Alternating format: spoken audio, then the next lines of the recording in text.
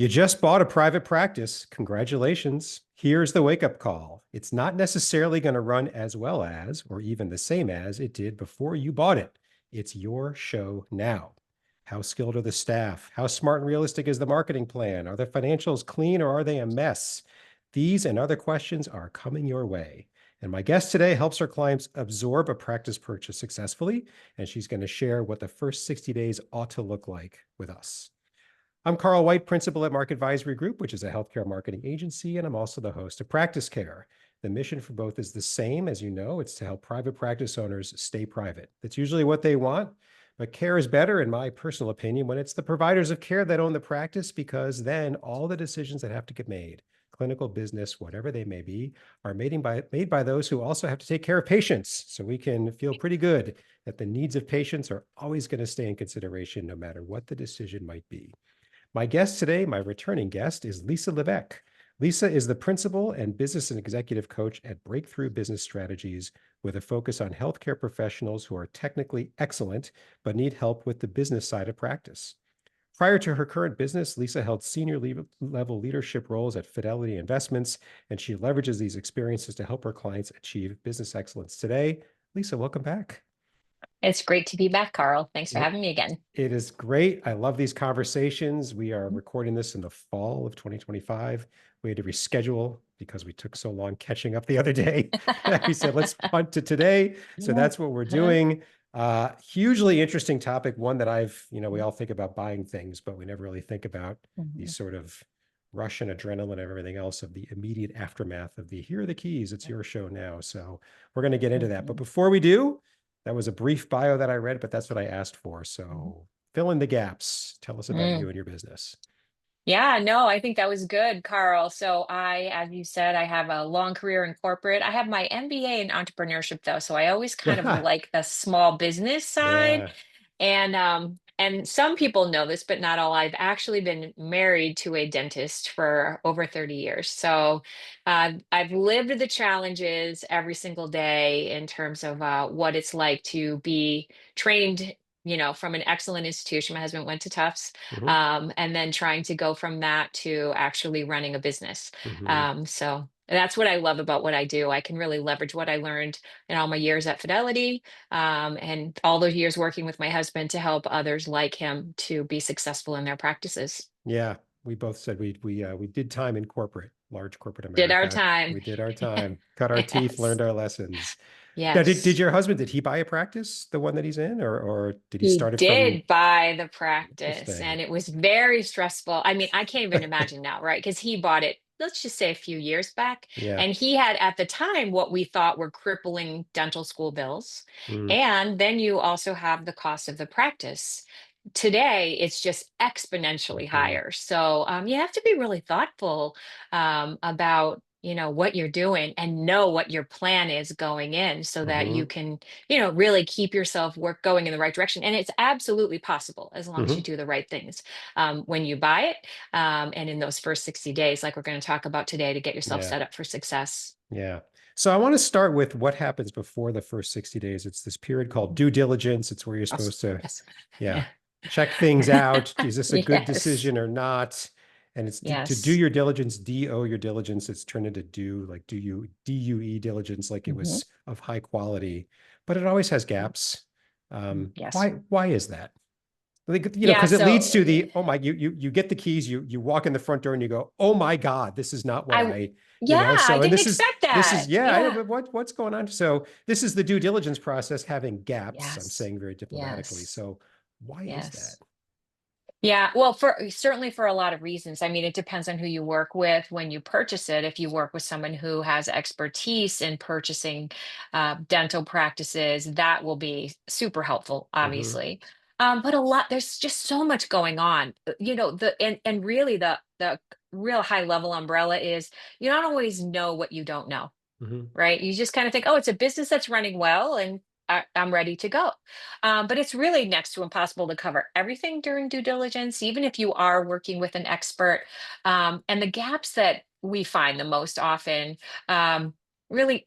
maybe a little bit of incomplete information from the seller. Maybe they had a little bit of messy books, really kind of understanding the add backs, which are the things that they might have taken as an expense, but really aren't truly a business expense. You kind of have Hmm. to add those back to really get a feel for it.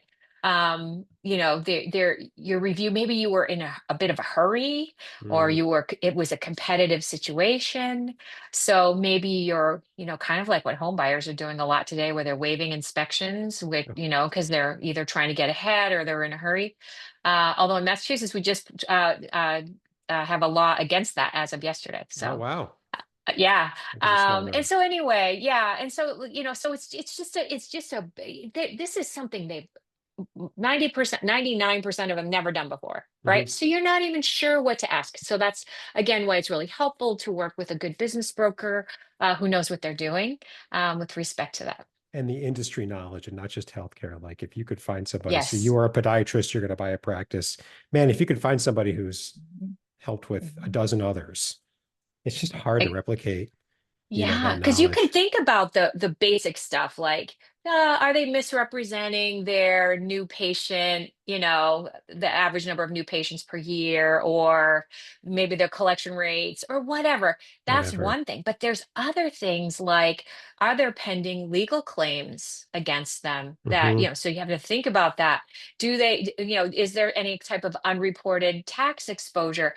Things that you would never think about, Yeah. but could really they can become your problem, and most likely will. Yeah. So it's really important that you really kind of get underneath as much as you can. I mean, one thing that I was thinking about when I was looking at this question is staff are a big, big deal. I mean, people are a big deal in any business. And the buyer, you can't go talk to them. You really shouldn't tell them. I mean, nobody should tell the staff that a sale is No, pending. And so right. you can't, do I like these staff? Do they fit what I'm thinking as the acquirer? Do we Hmm. mesh personnel? Whatever's Hmm. important, but Hmm. you're kind of rolling the dice on that one, aren't you? You are, and the ideal situation, and well, I mentioned my husband's practice. He had the absolute ideal because he bought the practice of his personal dentist who he'd had since he was 7. So he knew that, yeah. He knew everything. And so that's number one. And then number two, he worked in the practice as an associate for a year before he bought the practice. So the patients knew him, he knew the staff, he understood what was going on. That is an ideal world. If you Yeah. can get a situation where you go in as an associate for a year, 2 years, whatever, then you have so much better idea of what this practice is all about and whether or not it's a type of practice that you want to buy. Yeah, yeah.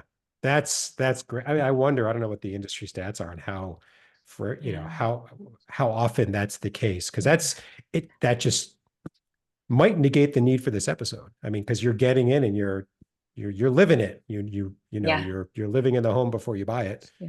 Uh, Yes, you You know, are, but there are still, is that right?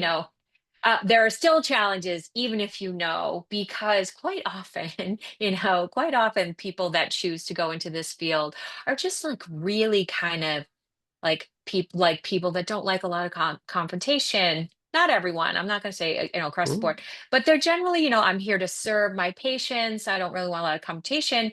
And then there might be employees that, let's just say, don't necessarily always embrace the change, and it's mm, kind of having to work through that when you're not really comfortable with things like that, whether mhm. you know them or don't. And it might even be harder if you've been working with them and now you become their boss. Yeah, So yeah. there's just those It's little true. things that can happen Yeah, always along the wrinkly. way. It's wrinkly to some Yeah, degree. all So, all that right. people stuff. Yeah. So first 60 days, there's, a Mhm. mountain, but you can't tackle it all at once. Yes. Like what are Mm-mm. what are the must deal with priorities in this couple of month window Yeah. versus what do you say? I'll come back to that one. Hmm. Yeah. So first of all, I think it really depends on what type of practice you're looking to kind of Fair enough. own. Hmm. So if keeping that in mind, Yeah. if you're coming in and saying, hey, look, I'm going to be fee for service, I'm getting rid of insurance, all of those things, then you're really, focusing on Hmm. communication to your patients, and patient retention and something Hmm. like that. But let's just say it's kind of, you like the practice, you want to buy it, you want to go in, and your goal is to keep the current patients and grow it by a healthy rate, 10-15% a year, right? Okay. Hmm. To me, the top priority is really solidifying your staff. Mm. Right. So, these people have tribal knowledge of what's been going on in this practice for Hmm. all those years. They know the patients feel comfortable with them. So, understanding the skills of your Mm. staff, understanding the needs and desires of your staff, understanding how they all fit together, and communicate to them about how important they are to you, how important they are to the practice. They're going to be nervous. Is he going to fire me? Is he going to bring in other people? And so really evaluate them, communicate with them, set the right expectations with them, meet with them all the time. You cannot over communicate to your True. employees. And so to me, number one priority, unless you have all rock stars that totally get it and have no problem, that would be amazing. That would be I'd a like big to priority. subscribe to that because that's a fantasy land that, boy, I'd like a piece of. So, listeners, if any of you Wouldn't have we that, all? my Yes. contact information is in the show notes to every episode. I would just come to like watch for an hour or so, see what that looks Wouldn't like. we? Yes, Yes, we'd love to I just tape it. We observe love to it. show Yeah, the world how great it exactly. is. Yeah, yeah. So certainly to me, that top priority is your place. Second priority, most likely, is patient retention, right? Hmm. So, why should I stay with you? So communicating. It's really nice if you and the former owner kind of, co-communicate. I'm pleased to announce that, Dr. X is going to be taking us forward in the future, whatever. It Yeah. is nice if you go in as an associate for a period of time so you can say they've come on board and then it's okay, now they're here. But Hmm. nonetheless, it's patient communication. And so it's certainly, marketing, but it's also outreach, Hmm. and it's how you communicate when they're booking their next appointment and all of things like that. So, Yeah. so to me, employees, then your patient, and then number three, cash is king. Hmm. Cash flow. I've worked with new dentists buying a practice that literally they've walked in the door, literally not knowing what the bill levels are. This is the true story. How much revenue they get on a monthly basis. Like literally looked at me and said, I don't know if I can even make payroll. I just don't know what So, to did they skip due expect. diligence? Did due diligence They just worked in totally that practice for 2 years before that they be? bought it, and they just so it's interesting. You can have due diligence, which they did. You can work in the practice, which they did. Which to me, we're talking kind of a semi home run here. But still, if the person you're working, if the dentist that owned it before isn't either 100% well versed in those things, which honestly they're not always. Well, Yeah. and that there are many, many businesses, not just dentists, many, many businesses where it's as long as there's enough cash in the bank at the end of the month, we had a good month, I've versus, I've had clients who say that, and they've evolved a bit. But yeah, if there's more money in the checking account at the end of this month than there was in the last month, I think I grew. I'm like, oh, oh, yeah, okay, but I yeah, don't know there's if that's true. timing of Yeah. expenses. There's a lot of stuff that goes into that. But that does happen. So understanding how you make money, which sounds simple, but it's really not as simple as people, as it sounds. Okay, it sounds simple, it's not as simple as it sounds. Yeah. So in reality, there's working with the insurance companies. I mean, it's if you are a practice that takes insurance, Hmm. having someone who is a true specialist, either on staff or outsourced. My husband just went outsource on that, and it has been a home run. Yeah. Okay. Like all the Uh, billing and revenue cycle and Yes, and you can understanding all of the different insurance companies and their nuances and things like that, which if you have someone in-house who's expected to do that and check in patients and, update charts and all those other things, it can get a little more difficult. I'm a big fan of outsourcing anything that you're not great at. Yeah, And there are great same. professionals out there to do that. And I'll tell you right now, in his practice, he saw an immediate improvement in cash flow. Hmm. Accounts receivable went way down, all of that. So understanding, did you buy the accounts receivable? If you did, that's awesome, because if it's healthy accounts receivable, it's probably It's coming generating in. Yeah, payments every 2 weeks or so. But it's yeah, so critical. So prioritizing, cash flow, employees, and patients, to me, are the most critical things in the first yeah. 60 days. And I like the sequence of employees and then patients because you've just changed ownership. If the what you think about it from a patient's perspective, people generally with their healthcare like stability. And if they see a Mhm, bunch of new faces and it just feels very different when they walk in, that triggers the unstable, uncomfortable feeling. right. Think I'll look around. But if Mhm, the only change is the dentist, the doctor, the mhm, whoever, and everybody else is the mhm, same and their spine looking happy, it creates, I think it was Zappos, the guy who owns Zappos, which sold to Amazon. His mhm. I'm going to butcher the way he said it, but he said, my number one, my client, my customer is our customer service staff, because if they're happy, they're going to make all of our customers happy, Yes. and it all Yes. kind of takes care of itself. So I love Mhm, that sequence. And the mm, cash thing, it's like, so let's say, I guess, a piece of advice unsolicited to any associate out there: if you're going to go buy this thing, then you must pursue a stance of, I'm a buyer now. I'm not just an associate. And you got to yeah. show me everything that you would show some stranger who came in one day and said, I'd like to buy your Mhm, practice. You owe me that much, mhm. because you got to know what you're buying, Yeah. and it starts with how Yeah. much money is coming in. And Mhm, just like anybody, if you were going to go, I'm not going to mhm. buy your practice, I'm going to go buy some stranger's practice, you'd get access to all that. And it would be Right. a very natural question. Like, just, you Mhm. got to put a different hat on. I'm not just the associate. I'm a Yeah. buyer. That's But so, crazy though. but if you bought someone else's practice that you don't know, and you used an excellent business broker, and they did all the great work to let you know where they see the risks are, and what they think the value is and all of that, that's all great. But you still really have you really been trained on how to read your financial No, it's true. That's statements? that's why I think I guess I'm presuming the broker is going to be interpreting this and say, oh, let me tell you, Dr. X, let me tell you what all this means. Yeah. This, to Yeah. me, this looks like a pretty healthy practice for the following reasons. Mhm, There's a couple of red mhm. flags for the, not that you can totally outsource it, but I'm hoping that brokers would.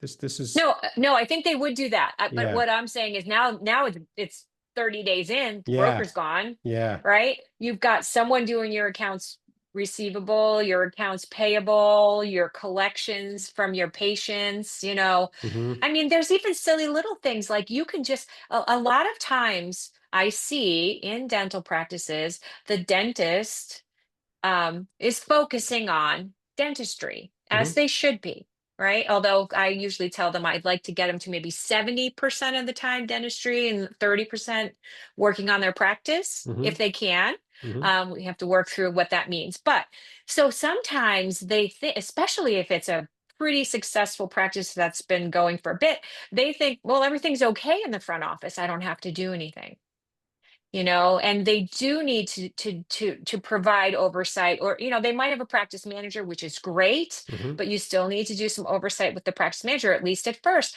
Are they, because I've had dental clients who they have a front desk person who has been there forever. It is a godsend when it comes to things like patient retention, because everything you just said about what the patients are seeing, it feels the same to them.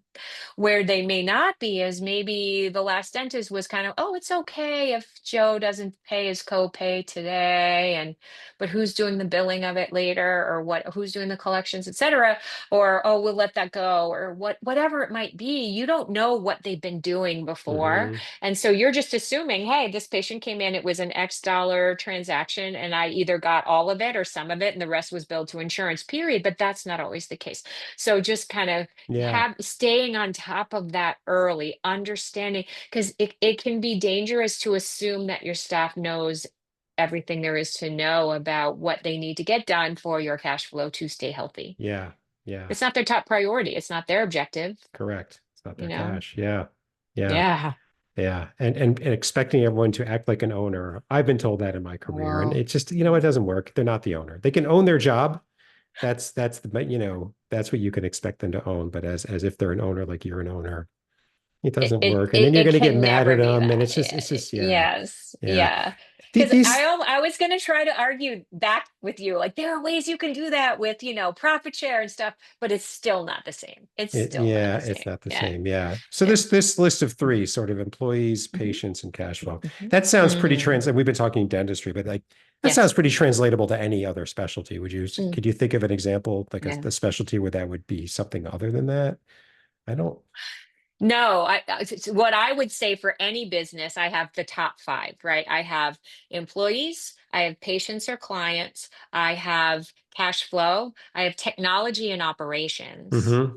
Okay. Mm-hmm. Huge, huge. And that might be, again, it goes to depends on your objective of the practice. Just to Mm-hmm. go back to that for a second, that might be number one if the other one still like has all paper files as an Yeah, example, true. Fair right? enough. Yep. So that might go up the list because you need to do it. But in general, let's hope not. But in any Mm-hmm. business, those four. And then, but the fifth to me is really the umbrella, which is the strategic plan. So when you bought a business, you probably wrote a business plan, but it's not, and it has a lot of the elements of your strategic plan, but it doesn't have everything that I would expect. If you do your strategic plan within the first 60 days, everything else will flow. Mm-hmm. It truly will flow, but everyone gets really nervous. I had a meeting with someone yesterday. He said, I don't like to use that term because people get nervous. Call it a growth plan. Okay, but Really? we can call it that, That but means it's he gets truly a strategic nervous. plan. Yeah. Yeah, maybe Yeah. he Yeah. may. So if you have that in place, that umbrella, it will incorporate those other four that I mentioned, as well as some other critical factors for you to set yourself up for success. So if Yeah. you take the time to put that in place, focus on your employees, patients, and your cash flow, you're looking really good. I would say even do a strategic plan before you buy anything. And then that might Yeah, help you sift good purchase decision from, one that fits your plan versus one that does not.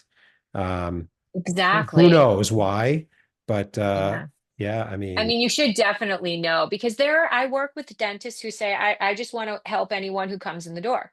I mhm, work with other dentists who say, I'm an artist. I really want to be more cosmetic dentistry, or I want to be, or I really like kind of just the complex stuff, or and dentists, separated from orthodontists, dentists do a lot now with alignment and stuff with mm, Invisalign. I think a lot more than they used to. Maybe they want to do more like that. mhm, So if you're looking to be a higher end, maybe you offer sedation when others don't. Wouldn't it be nice if you bought a practice that did offer mhm, sedation or was set up or already like, now you probably still have to go through the relicensing process and all of that. But nonetheless, it's really understanding what you want it to look like. And if you're wanting, a horse to look like a cow, right? That's yeah, going to be a lot of pain to everyone along the way. yeah, yeah, So it's really kind of fitting the needs of yourself and your growth plan with that. So you're right. I mean, in an ideal world, you should have that really nailed before you even really decide on a practice. yeah. And please, I don't want to get us off topic on this, but please check out your competition too. So let's just take sedation. Oh, You want to be sedation. It's a lot more interesting if you're the first one in town versus the 12th one in town. yes. And man, oh 100%. man, I feel like that's such an obvious thing to say, but that's my world. I'm conditioned that way. Yeah. Yeah, we're working with a client right now who's not taking the local market into account, and it's going to be Yeah. painful. Like I predict it's Oh, just going to be really, really wow. painful. And anyway, there are reasons to get into that community, but Mhm. the level of competition says to me, I think you should look somewhere else, but too late. Wow. Anyway, yeah. Mhm. So first 60 Challenging. days, it's a lot because you're still Mm. treating Mm. patients also. It's not like you've got 8 hours a day, so to speak, to execute all this. So what does good look like after the first 60 days to you? Oh, good question. Like And nobody's left, you know? I mean, yes, maybe it's just very little or change. maybe some people left that it was Yeah, better that they left, right? correct, correct. We call that addition by subtraction, Right, right? right. So we do like that on occasion. So to me, what is good? Your direction is well communicated and understood by all of your employees, Okay. right? And Buy-in maybe is a little more than I would love that they're all 100% bought in. And that may take a little bit longer with some, depending. I've seen it take a while for some. I've seen people immediately be excited. Oh, we've got someone new with, new ideas, et cetera. We're really, excited about what the future holds. So you don't know what you're going to get. So they might not all be bought in, but they at least all understand the direction, and they all clearly understand their role within the practice. And How do they fit in? how do you tell that they've bought in or they have, Yep. like, how do you, is there a How can you quiz? tell if How do they've you bought read in? them? Yeah. Like, Yeah, it's how how you do read you them. do this? It's how you read them. Okay. Yeah, it really is, because if you sit there and you say, "Hey, my vision for this practice is X," and I coach my clients when they know what their vision is, I also coach them for every job function to be able to describe for those people how their role impacts that vision. Fits into X. Yes. Good. Yeah. And Yep. so then that way, if they're not operating under the kind of outline of how their role fits into the vision, then you'll know they're not as bought in. Okay. And sometimes it takes a while. I will tell you, I've worked with practices where people, when the dentist has kind of talked through this, they kind of look at them like, what? We're just here to like do whatever. But reinforcement, reinforcement, reinforcement. And then once they get it, it's so exciting. Hmm. It's really exciting. So that's important. So so the direction and the expectations are well communicated, maybe not 100% buy-in, but on your way. Your patients are comfortable with the change. How can you tell that? Your cancellation rates aren't up, Hmm. reschedule, recare rates Easy. are Yep. on yeah. So you can tell that. New patient flow also is a great one. Hopefully your cash flow is humming and you have at least, I'd like to say, three relevant measures that you are using to continuously evaluate the success of the practice. Okay. That's, That to me, after that's, if you have that, you are set up for success. yeah. Now, I mean, I don't know how realistic this is or not, but it's a fact to say. So I just bought this thing and I'm seeing patients, 7, 8 hours a day because I still have to do Mhm. that. And I have to get all this done. Yeah. With clients, do you ever get kind of, resistance to, what do you mean I got to get all this done? I got to see the patients. Lisa, how am I going to get, like, is it just, Mhm. look, man, got to burn the midnight oil for 60 days or, for a little longer. You just bought this thing. Or is Yeah. it, look, man, it's Yes. actually more doable than you think. How do you, Yeah. Well, reality is they're not seeing, there's always a gap in their schedule, but there's ways to do it. Whether you say I start at 9 and I come in 8 to 9 and I do this stuff, and then 9 I start seeing patients. It's how you book your calendar. But okay. no, I don't usually see resistance on that. Okay. What I see, because they're so excited, Okay. number one, and Mhm. number two, they're extremely stressed about the cash You're flow. right. I was just going to say they're motivated by the bit. And then yeah, it's true. Gotta pay, because Yeah. not only are they paying their vendors, they have that below the line loan servicing most of the time, which is unfortunately a lot of it is not something that they can that can reduce their tax base. So it's an Hmm. expense that just hurts Hmm. with what feels like not a lot of benefit, even though there's a ton of benefit. So anyway, so they're pretty excited. They fit it in, but they usually are working more hours than they probably would like to. Hmm. But they get there eventually. Then Yeah. once it's all in place, Yeah. it's really exciting for them. Very good. Yeah. Um, we hit a lot pretty quickly here. We really did. I like the one, two, Yes. three. That's very, to Yeah. me, it's logical and it's very memorable. Anything you think we should have touched on that we just didn't get to? I mean, we didn't really talk a lot about technology and True. operations. Let's talk about Um, them. yeah, I do, I operation there. I mean, a dental practice is an operation. Hmm. 100% it's an operation. And there are ways to create an efficient operation.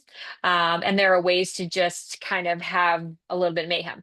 And a lot of times you'll walk into a bit of mayhem. Hmm. The more clean your operation is, the better you can evaluate it, and the better, you can really optimize Hmm. it. Hmm. And there's a lot of different ways. People have a lot of different ways that they optimize it, whether it be types of service they provide at certain types of days or certain days of the week or whatever, and things like that, which is exciting. To me, I'm all just about the utilization of your operatories. let's maximize the universe. That's always a good thing. Hmm. But thinking about your operations and your technology, I mean, and I am shocked and amazed at the at how much the technology in dental practices has changed Hmm. over the past 20 years. It's just when my husband started as a dentist, it felt like technology was just something that, Hmm. whatever, wasn't a big deal. It is incredible Hmm. what it looks like today. Keeping up with that can become very, very expensive. So Can it goes be. back again to your strategy and understanding so that you're making buying decisions for the right types of technology, rather than just saying, well, that's really cool. We'd love to have that. Well, yes, but let's put a plan together to get there versus what technology do we need to have in place today. So there's how to run your business technology, right? What dental, what practice software you would purchase, but then there's also all of the other technology that goes with it as well. Yeah. So those are really big, as well. It's funny. And if you're no, go I've ahead. just two examples of that where it's sort of with opposite outcomes. One is an orthodontist in the area. It's not really new tech, but he likes to use all top of the line materials, whether it's Hmm. orthodontia or whatever. Yeah. And I've heard enough other people say it's true that he does. He doesn't need to though. I mean, the price Hmm. tier down or two Hmm. is all very, very Yeah. reliable, but and so he's eating into his profits because of this Yeah. sort of principled stand. On the other Yes. side is our family dentist. I mean, I got a mouth guard, I don't know, a couple of years ago, a night guard. And, you know, probably 10 years ago, he would have to do it or at least lead the Mhm. charge. Today, the hygienist walks in and wands my mouth and I'm watching it populate on the screen. I'm like, this is kind of cool.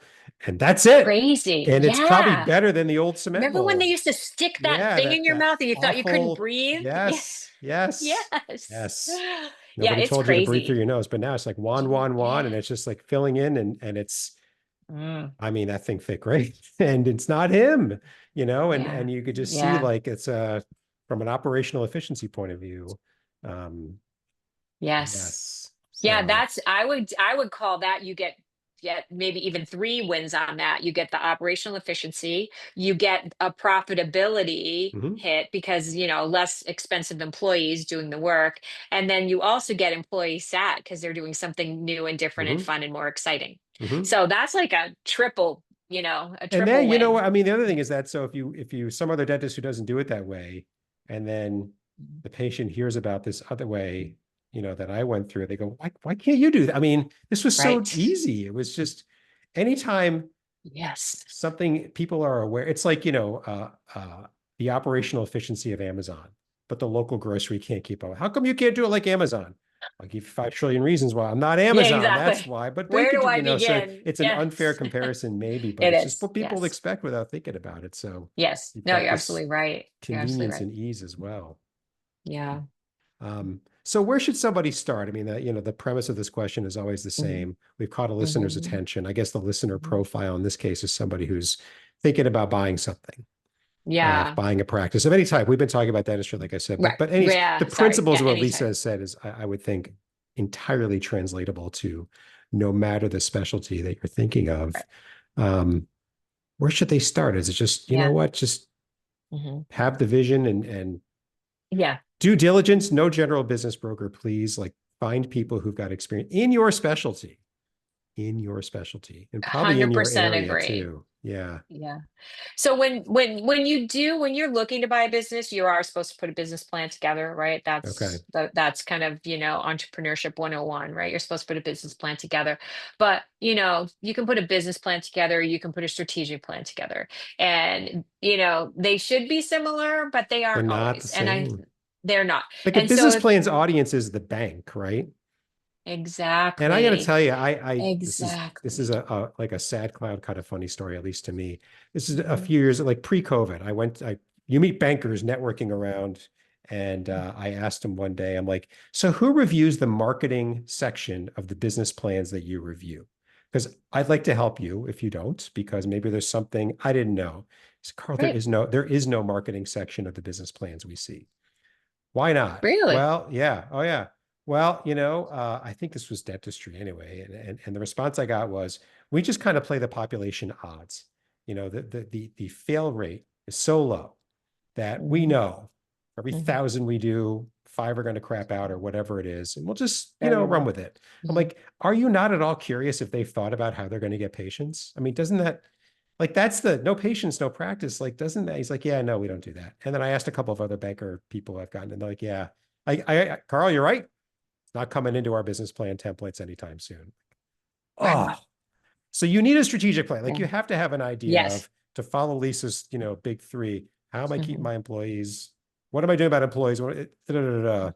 Because the business Yeah. plan, Employees, patients, cash flow. I Yep. guess you could add it as an appendix to the business plan. Doesn't sound like it's going to get Mm. considered, you know? Yeah, and you know what? When you're looking to buy a practice, the strategic plan probably is one of the last things from your mind. But you know what? The strategic plan is kind of already in your head, Mm-hmm. and it's just working with someone to get out of your head. It will play. It will pay dividends beyond what you would ever expect if you do that up front. Mm-hmm. So yeah, the planning part before you buy the planning, it makes sense. Yeah. It makes Yeah. sense. Good Mm. deal. Good Yeah. stuff, as Yeah. always. Good stuff, as Yes. always. Thank you for coming back and Yes. Thanks sharing for the having me knowledge. back. I always love to talk about this stuff Yeah, with you, Carl. absolutely. It's fun times. Two Mm. corporate refugees Yes. finding about business. Yeah. um, we've got contact info from you, so that's going to get into the show notes for this episode. So anybody, any listener, you want to talk to Lisa, this is another way to get a hold of her. 2 quick points before we wrap up. First, please subscribe to Practice Care. It's one word. We're everywhere. We drop a new episode every week, and the easiest way to stay up to date is just to subscribe, and then you get notifications. And secondly, if you're like Lisa or us, you serve private practice owners in any discipline whatsoever, or you're one yourself and you've got some experience on the business side, and don't overthink what you think is worthwhile experience to share versus not. Basic stuff, advanced stuff. I promise you, if you figured something out, others are still struggling with it. Come on Practice Care, and you can tell the world about it in the show notes for every episode. There's a link, a couple of clicks. It's easy. Take you a minute. Tell us what's on your mind, and we'll get you scheduled as soon as possible. Thanks very much, and until next time.